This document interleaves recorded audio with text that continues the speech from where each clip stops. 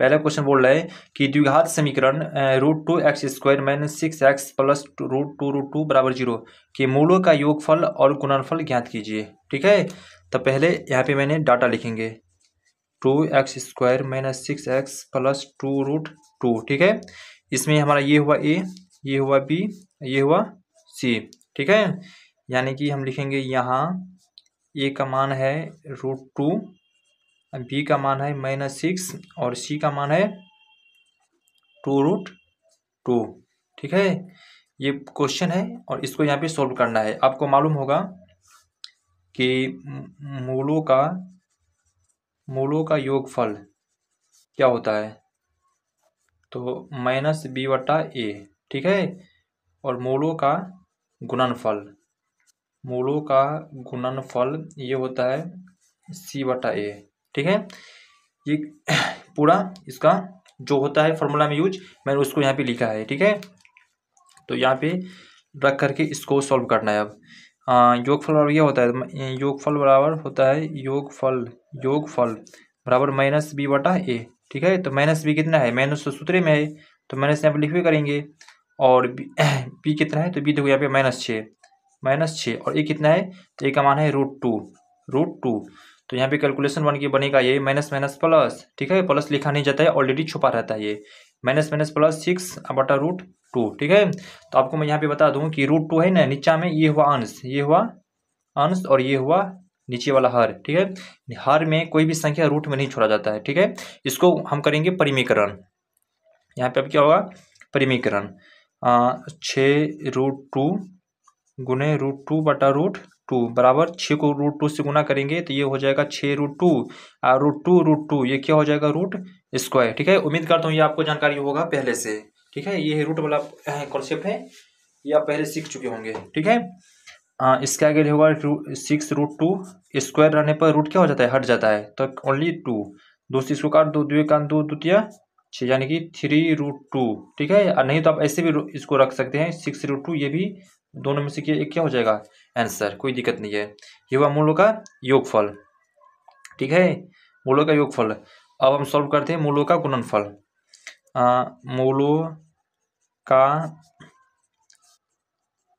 गुणनफल ये होता है c/a। तो यहाँ पे मेरा c कितना है, c है 2√2 और a कितना है, तो √2। ठीक है, √2 से √2 क्या हो जाएगा, कट जाएगा, यानी भाग देने पर ये क्या होगा, कट जाएगा। कितना बचेगा ऊपर में, 2/1। एक से कोई भी संख्या हम भाग देते हैं तो उतना ही आता है। ठीक है, तो ये मेरा क्या हुआ आंसर, यानी एक आंसर ये और एक आंसर ये। ठीक है, तो यहाँ पे पहला क्वेश्चन को हमने सोल्व कर लिया। ठीक है, अब पढ़ते हैं दूसरा क्वेश्चन। देखिए दूसरा क्वेश्चन कौन सा है, 42 सेंटीमीटर त्रिज्या वाले वृत्त के उस त्रिज्यीय खंड का क्षेत्रफल निकाले जिसका केंद्रीय कोण 30 डिग्री है। और ये क्वेश्चन 2022 के परीक्षा में पूछा गया है। ठीक है, और इसका मैंने सभी क्वेश्चन में आंसर डिनोट किया है, ये सब आंसर है, ताकि आपको ताकि आप 100% श्योर हो कि सवाल मेरा सही बना है। ठीक है, आंसर सही मिला है, कैलकुलेशन सही हुआ है। ठीक है, तो चलिए दूसरा क्वेश्चन पढ़ते हैं। 42 सेंटीमीटर त्रिज्या वाले वृत्त का त्रिज्यीय खंड का क्षेत्रफल निकालिए। तो पहले आपको ये याद कर लेना है कि त्रिज्यीय खंड का क्षेत्रफल बराबर क्या होता है, θ/360 गुने πr²। ठीक है, तो यहाँ पे देखो थीटा का मतलब हुआ कोण, यहाँ पे मेरा कोण दिया हुआ है 30 डिग्री। पाई का मान आप जानते हैं 22/7 और आर यहाँ पे दिया हुआ है। ठीक है, तो आपको कुछ नहीं करना है, ये फॉर्मूला लिख करके और जो जो डिमांड की है क्वेश्चन उस अनुसार आपको सॉल्व कर देना है। तो देखिए आपको हम यहाँ पे बताते हैं, यहाँ पे त्रिज्या कितना है, तो त्रिज्या है 42 सेंटीमीटर और कोण है 30 सेंटीमीटर। ठीक है, हम लिखेंगे यहाँ पे दूसरा नंबर क्वेश्चन है, यहाँ पे त्रिज्या कितना है, यहाँ पे दिया हुआ है, हम लिखेंगे दिया हुआ है वृत्त की त्रिज्या कितना है, त्रिज्या हम देख लेते हैं, त्रिज्या है 42 सेंटीमीटर और कोण है 30 डिग्री। ठीक है, त्रिज्या 42 सेंटीमीटर तथा थीटा यानी कि कोण का मान है 30 डिग्री। ये जो दिया है क्वेश्चन में उसको मैं यहाँ पे लिख दिया। इस चूंकि हम लिखेंगे चूंकि त्रिज्य खंड का क्षेत्रफल। ठीक है, त्रिज्य खंड का क्षेत्रफल क्या होता है? थीटा बटा 360 गुणे पाई आर स्क्वायर। दोस्तों त्रिज्य खंड किससे कहते हैं आप ये समझो। जैसे कि ये हुआ वृत्त, ठीक है, ये हुआ केंद्र, केंद्र से ये जो गोल देख रहे हैं ना आप, ये गोल ऐसे चारों ओर गोल, इसको बोलते हैं परिधि। यानी हमारा त्रिज्या से, इसको बोलते हैं त्रिज्या, इससे जो भी खंड हुआ है, ये वाला भाग देख रहे हैं ना आप, इससे बोलते हैं त्रिज्य खंड। इसे क्या बोलते हैं? त्रिज्य खंड। ठीक है, तो यहाँ पे मेरा कोण कितना दिया हुआ है? कोण है 30 डिग्री, यानी कि ये जो मान दिया हुआ है 30 डिग्री, और यहाँ से लेकर और यहाँ तक त्रिज्या कितना है? तब 42 सेंटीमीटर। ठीक है, ये सब क्वेश्चन में दिया हुआ है। अब यहाँ पे हम रखकर सोल्व कर देंगे। मेरा थीटा कितना है? तो आप बोलोगे 30 डिग्री, नीचा में 360, पाई के मान होगा 22/7, आर कितना है? तो आर है 42, यानी कि 42 का स्क्वायर। स्क्वायर का मतलब हुआ इसको हम 2 बार लिखेंगे, गुना करेंगे। 30/360 गुणे 22/7 गुणे 42 गुणे 42। इसको कट कर दो आप, 0 से 0 कट गया, 3 1 3, 3 1 3 और 3 दूना 6, 12 कट गया। इसको काटते हैं आप, 7 1 7, 7 5 35, 7 6 42, ये कट गया। 6 1 6, 6 दूना 12, ये भी कट गया। दूसरे काटो इसको, 11 12 में कट गया। तो मेरा फाइनली कितना हो रहा है? यहाँ पर फाइनली मेरा बच रहा है 11, ये वाला 11 गुणे 42, 11 गुणे 42, 11 को 42 सब गुना कर दो, ये दोनों सेंटीमीटर में। ठीक है, जब यहाँ पे हम 42 को गुना करेंगे 11 से, तो 1 दूना 2, 1 चौका 4, और फिर 1 दूना 2, 1 चौका 4, 2 के 2 4 2 6, कितना बचा? 4। यानी कि मेरा आंसर कितना आ रहा है? 442 सेंटीमीटर के सेंटीमीटर से क्या हो जाएगा? Centimetre square answer. ठीक है, और मेरा आंसर कितना आया? 462। और मैंने आपको बताया भी था पहले कि आंसर भी कितना है? 462। ठीक है, आई होप ये आपको पूरी अच्छी तरह से समझ में आया होगा। ठीक है, अब चलते हैं क्वेश्चन नंबर 3 पे। ये क्वेश्चन नंबर 3 कौन सा क्वेश्चन है? एक अर्धवृत्ताकार खेत की परिमिति निकाले। ठीक है, एक अर्धवृत्ताकार खेत की परिमिति निकाले जिसका व्यास 24 सेंटीमीटर है। ठीक है, यानी ये हुआ अर्धवृत्ताकार, ये क्या हुआ? पूरा अर्धवृत्त, ये आपको समझना पड़ेगा। तो चलिए आपको यहाँ पे हम समझाते हैं। ठीक है, यहाँ पे आपको हम समझाते हैं।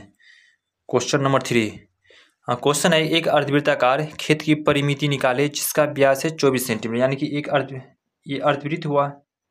ठीक है, ये मेरा क्या हुआ? सब अर्धवृत्त, और इसका जो पूरा व्यास है, यानी व्यास यहाँ से लेकर यहाँ तक, एक परिधि से दूसरे परिधि को टच करे एक वृत्त के अंदर, वो पूरा क्या कहलाता है? परिधि, व्यास कहलाता है। ठीक है, इसमें व्यास कितना है? व्यास है इस क्वेश्चन का व्यास कितना है? तो 24 सेंटीमीटर, 24 सेंटीमीटर। ठीक है, और क्वेश्चन क्या बोल रहा है कि अर्धवृत्त का परिमिति, ये है हमारा अर्धवृत्त। अर्ध मतलब आधा, अर्ध का मतलब आधा।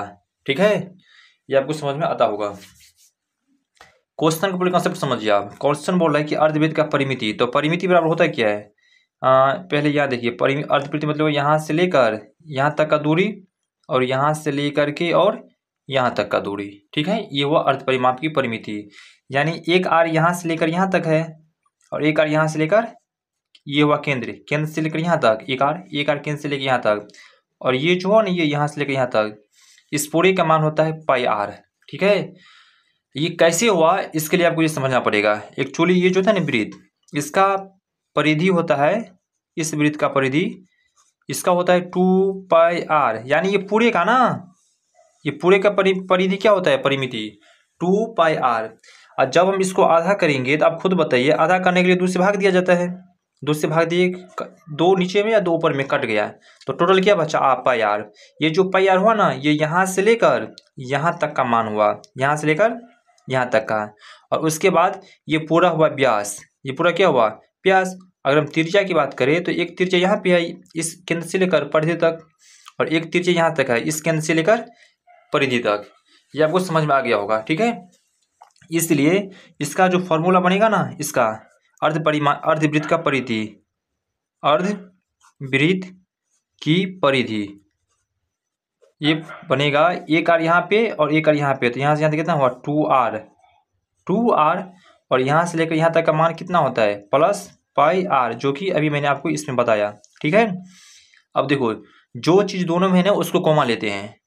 तो आर दोनों में है तो आर कॉमा ले लिए, इसमें क्या बचा 2, इसमें क्या बचा पाई, यहाँ पे आर कॉमा ले लिए तो इसमें बचा 2 और प्लस का प्लस आर निकल गया बाहर, कॉमा ले लिए हम, क्या बचा पाई।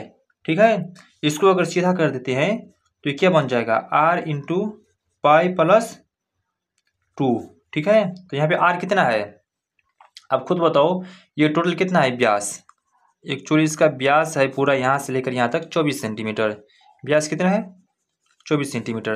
लेकिन जब हम त्रिज्या की बात करेंगे, त्रिज्या, तो त्रिज्या हमेशा क्या होता है व्यास की आधा। ठीक है, जैसे कि व्यास रहेगा 20 तो त्रिज्या होगा 10, व्यास रहेगा 50 तो त्रिज्या होगा 25। ठीक है, तो यहाँ पे मेरा व्यास कितना है, त्रिज्या बराबर होता है व्यास बटा 2। तो यहाँ पे मेरा व्यास है 24 सेंटीमीटर, 24 सेंटीमीटर, और त्रिज्या बट्टा में 2 है तो 2 से काट दो, 24 में भाग दें कितना आएगा 12। तो यहाँ पे मेरा आर, इसलिए यहाँ पे आर कितना हो जाएगा, आर है 12। ठीक है, तो इसको यहाँ आर की जगह पर हम रखेंगे 12 और पाई प्लस 2, ये हो जाएगा इस सवाल का आंसर। ठीक है, और यहाँ पे उम्मीद करता हूँ आपको समझ में आ गया होगा। ठीक है, अगर नहीं आती है तो वीडियो को 2 बार देखिए, सब कॉन्सेप्ट क्लियर हो जाएगा। और जो कि मैंने आपको बताया भी था कि इस तीसरे क्वेश्चन का आंसर कितना है, आंसर भी है 12 इंटू पाई प्लस 2 आंसर, ये तीसरे क्वेश्चन का आंसर है। ये जो है तीसरा क्वेश्चन है, एक अर्धवृत्ताकार खेत का परिमिति निकाले जिसका व्यास 24 सेंटीमीटर है, इसका आंसर कितना है 12 इंटू पाई प्लस 2। और अभी जो हमने सॉल्व किया इसका भी आंसर कितना आया 12 इंटू पाई प्लस 2। ठीक है, अब चलते हैं अगले क्वेश्चन पे। ठीक है, तो अगला क्वेश्चन पहले आपको पढ़ के सुनाते हैं। ये क्वेश्चन भी 2022 में पूछा गया था जिसको मैंने अभी सोल्व किया। ठीक है, चलते हैं क्वेश्चन नंबर 4 पे। दो संख्याओं का अंतर 26 है। ठीक है, हाँ, एक संख्या दूसरी संख्या की 3 गुनी है, तो संख्या बताइए। ये क्वेश्चन 2014 में पूछा गया है, यहाँ पे आप देख सकते हैं। दो संख्याओं का अंतर 26 है, एक संख्या दूसरी संख्या की 3 गुनी है, तो संख्या निकालिए। ठीक है, कोई दिक्कत वाली बात नहीं है, क्वेश्चन इजी है, चलो आपको समझने की इसमें देरी है। देखिए, दो संख्या है, ठीक है, हमें नहीं मालूम वो संख्या कौन है, उसका जो अंतर है ना डिफरेंस वो 26 है। ठीक है, दो संख्या है जिसका डिफरेंस 26 है, हमें नहीं मालूम कि वो संख्या कौन सी है। और एक ये भी बोला है कि एक संख्या दूसरी संख्या का 3 गुनी है। देखिए ये क्वेश्चन कैसे बनेगा, मान लो ये कोई संख्या है। ठीक है, क्वेश्चन नंबर कितना, ये 4, क्वेश्चन नंबर 4। हमें जो संख्या नहीं मालूम रहेगा ना उसको मानेंगे हम x, चाहे कोई भी संख्या हो। एक्चुअली हमें मान तो है नहीं मालूम कि वो कौन सी संख्या है जिसको अंतर 26 होगा। तो देखिए यहाँ पे मानेंगे, माना कि एक संख्या x, ठीक है, तथा दूसरी संख्या, जहां पर आपको समझ नहीं आता है ना वहां दूसरी जस्ट कमेंट कीजिए, वीडियो के नीचे में कमेंट कीजिए, उसको हम सॉल्यूशन आपको बताएंगे। हाँ, दूसरी संख्या क्या होगा y, ये हुआ पहला संख्या, ये हुआ दूसरी संख्या। ठीक है, क्वेश्चन बोल रहा है कि इन दोनों का जो अंतर है ना वो है 26, अंतर मतलब डिफरेंस। तो प्रश्न के पहले शर्त में, प्रश्न के पहले शर्त में, यानी कि प्रश्न के पहला जो कंडीशन है उसमें क्या बोल रहा है, शर्त मतलब कंडीशन, कि इन दो संख्याओं का अंतर 26 है। तो एक संख्या मेरा x है और एक संख्या y, इसलिए x माइनस y क्या होगा 26। ठीक है, इसको हम मान लेते हैं समीकरण फर्स्ट, समीकरण फर्स्ट। क्वेश्चन जो बोला उस अनुसार मैंने यहाँ पे नोट कर दिया है। फिर अगला पढ़ते हैं, अब क्या बोल रहे हैं क्वेश्चन, एक संख्या दूसरी संख्या का 3 गुनी है, यानी कि एक संख्या जो है ना, अगर मान लो एक संख्या है 4 तो ये दूसरा संख्या का 3 गुनी है, यानी कि 4 गुने 3 यानी कि 12, तभी ना हुआ 4 का 3 गुनी 12। ये आप समझने की प्रयास कीजिए। अगर एक संख्या है मान के रखो 5, तो दूसरा संख्या क्या होगा, पहली संख्या का 3 गुनी है, यानी कि इसका 3 गुनी, क्या बन जाएगा 15। ठीक है, इस प्रकार आपको सोचना है, अंक में एग्जाम्पल लेके आप सोचिए। हाँ, एक संख्या दूसरी संख्या का 3 गुनी है। अब देखिए प्रश्न की दूसरी शर्त में,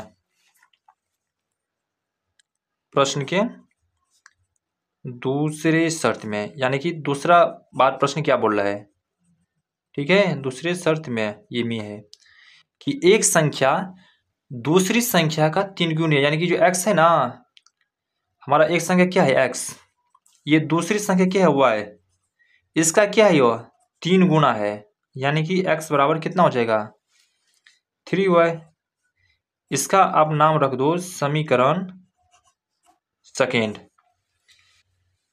अब आप दिमाग लगाइए, यहां से दिमाग लगाओ कि अगर हम इस x के जगह पे, x का मान कितना माना आया है 3y, अगर हम x के जगह पे रख देंगे 3y तो मेरा y का मान तो निकल जाएगा आराम से, बहुत आसानी से। यहाँ पे x माइनस वाई समीकरण फर्स्ट, और मेरा समीकरण आया x बराबर 3y। इसका मतलब ये हुआ कि जहाँ पे x है ना, x बराबर दोस्तों देखो ना यहाँ पे आप 3y है, आप खुद दिमाग लगाए x बराबर क्या है 3y, तो जहाँ पे x है ना उस स्थान पे आप x बराबर 3y का मान रख सकते हैं आसानी से।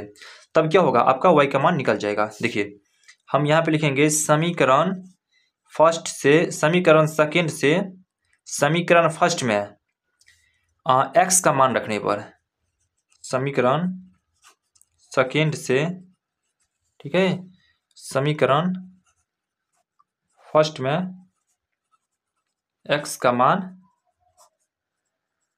रखने पर, बस इतना लिख दिए। समीकरण फर्स्ट मेरा कौन है x माइनस वाई बराबर 26, ठीक है। इस यहाँ पे आप गौर से देखिए, ये जो x है ना, ये x यही सबसे मेन पॉइंट है इस क्वेश्चन का। इस x बराबर कितना मान निकला है 3y, यहाँ पे क्या लिखेंगे हम 3y माइनस वाई बराबर क्या होगा 26।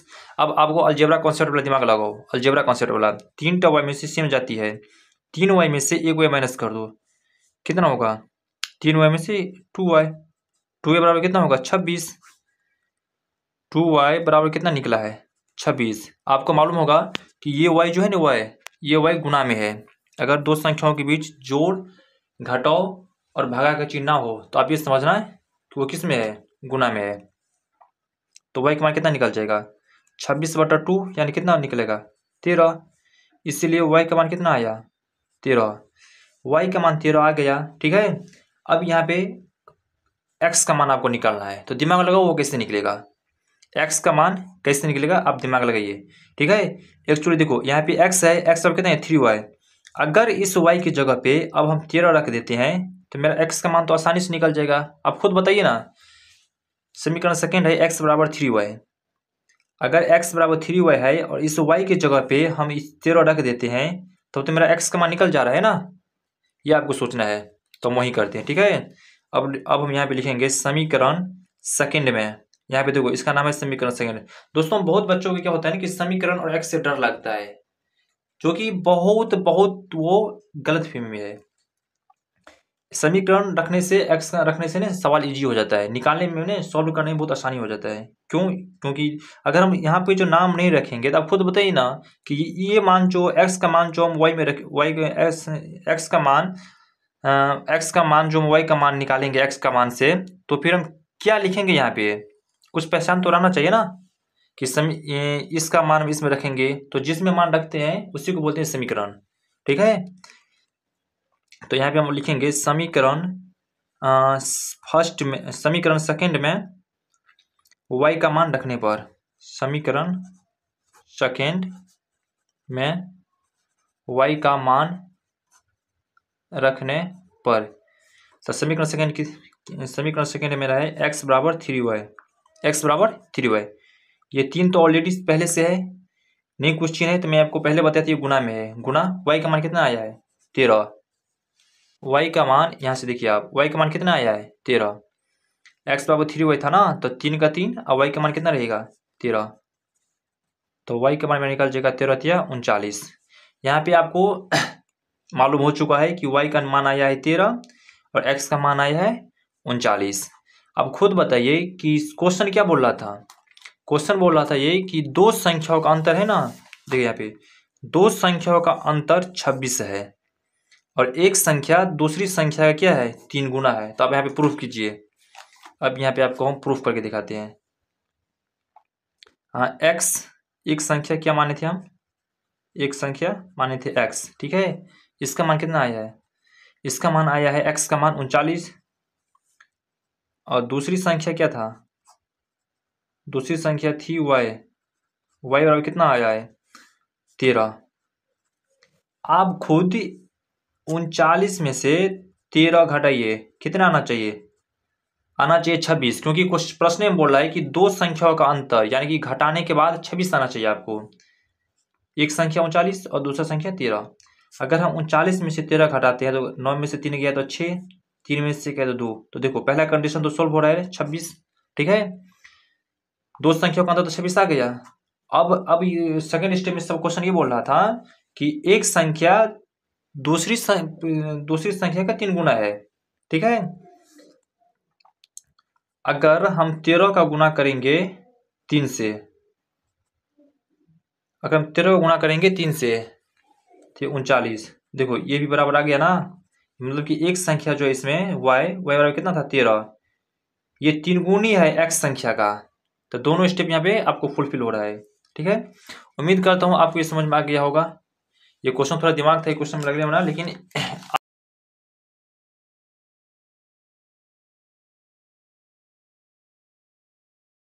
आपके